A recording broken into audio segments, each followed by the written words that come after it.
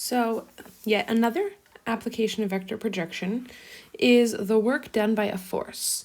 So if you're looking at the diagrams, it says consider a constant force F acting on an object to move it from point A to point B as shown in this figure below. If F is parallel to our vector AB, then the work W, so the movement, is done by F, which is your force, and that's the magnitude of the force times the distance from A to B.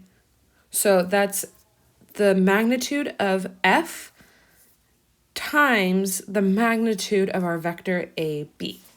So you can see that they build the triangle, making the connection in figure 8.3.9. So looking at, let me add this next piece in.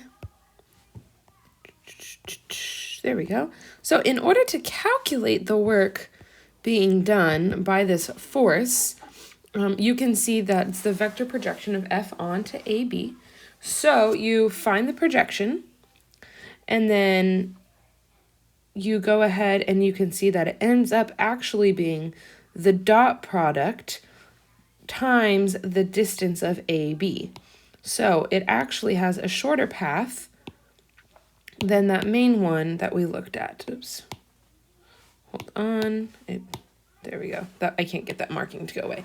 So if you break it apart, it ends up through the steps.